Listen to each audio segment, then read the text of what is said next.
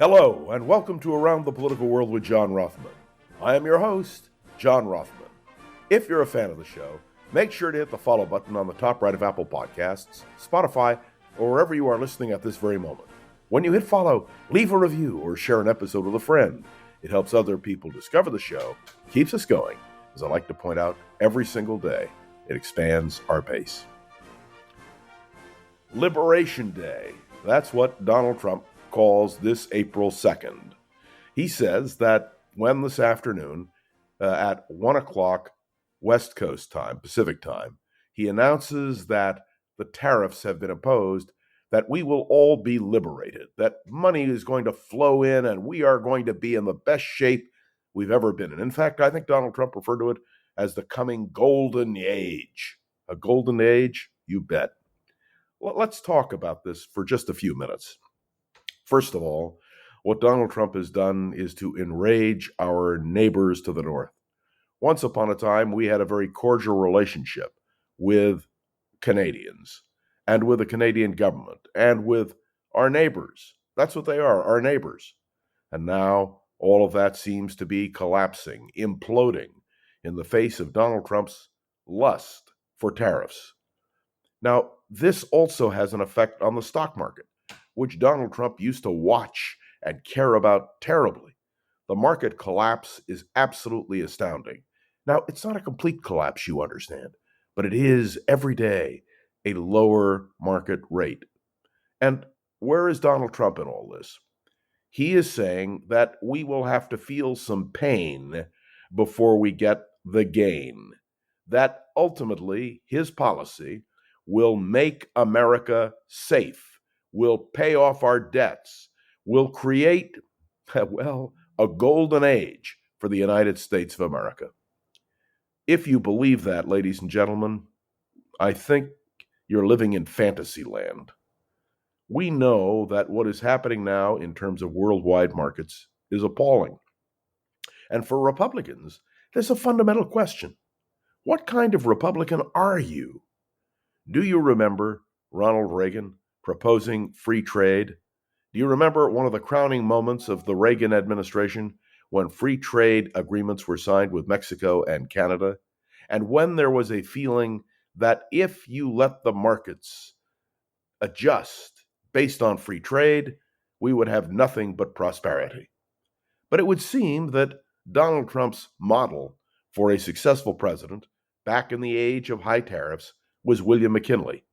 Well, the world is very different than it was when William McKinley was elected president in 1896 and reelected in 1900. Make no mistake, during those days, we were on the gold standard. Remember, in 1896, free silver was the issue William Jennings Bryan put forward to counter William McKinley's gold standard. And, of course, in the end, the American people chose the gold standard.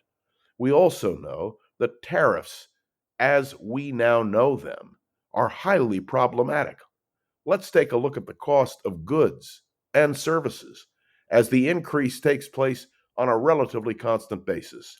And let's take a look at the markets around the world. I have a very good friend who is a real investor. And you know what he's doing? He's taking his money and putting it into gold because he said what Donald Trump has done is to completely disrupt our stock market and our economic system. Look, I'm smart enough to understand that we have a problem and that this afternoon at 1 o'clock Pacific time, Donald Trump is going to stand in the Rose Garden and make these proclamations. How will they translate? What will it mean? Well, the markets will determine that as well. You cannot rule the economy. You cannot rule trade by fiat. And that is what Donald Trump is doing. It's very similar, if you will, to his executive orders. He believes that by promulgating executive orders, he can, in fact, change the nature of America. I don't think so. And I think it'll be interesting when the Supreme Court finally acts, how they will react to what Donald Trump has done. There was another lesson learned yesterday, and that was in Wisconsin, where in a Supreme Court fight, which Elon Musk engaged in, spending upward of $22 million on one single campaign. Well, the so-called liberal or independent justice won. Why? Because there is a backlash taking place, and this backlash is going to grow. Take a look at what happened in Florida in the congressional races. The Republicans won the seats, but with vastly reduced majorities in those two races. It is an indication of a dissatisfaction, and Donald Trump is taking a gamble. Donald Trump is saying, I'm going to pursue these policies at breakneck speed, and when these policies are implemented, America will be better off. Well, it's like taking all your money and putting it on a particular number in Las Vegas and thinking that if you can just sweep the board, you'll win. Let me explain candidly and frankly that what Donald Trump is doing is unprecedented in the history of our country. And 3 cheers for Cory Booker, senator from New Jersey, and yes, prospective candidate for president in 2008 for the Democratic nomination. For 2028 for the Democratic nomination. Cory Booker stood for 25 hours on the floor of the Senate, and he outlined all of the issues involved with Donald Trump. Now, it was a publicity stunt, but a publicity stunt that seemed to mobilize the feelings of Americans who were opposed to Donald Trump. We must be aware that we are now in a critical time in our history. As I've recounted day after day, the changes Donald Trump has made in our foreign policy, the changes he has made in health and human services, the changes he has made in layoffs in the federal government, the idea that services, essential services to the American people, are going to be reduced by DOGE, the so-called department, which is not a department at all, but rather a fiction, which is simply backed by Donald Trump. I believe that in the end, far from a day of liberation, this will be a day of accountability on more than one level, and Donald Trump is the one who will be held accountable. And this may take a while to accomplish, but I have perfect faith that in the end, the American people will wake up and realize what has happened. Oh, by the way, half the American people understand it very clearly.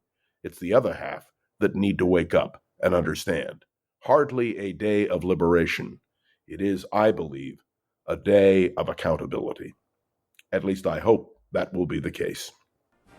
Thanks for tuning into another episode of Around the Political World with John Rothman. Make sure to follow along and let me know your thoughts on the show by leaving a review on Apple Podcasts and sharing an episode with a friend or colleague so we can continue to grow and expand, which is, of course, our goal. You can interact with me on Facebook, LinkedIn, and, of course, by contacting me directly. And my special appreciation to Gogo Zoger, who is the wonderful producer of this podcast. This is John Rothman, and I'll be back tomorrow. We'll see where the world is then. Have a great day.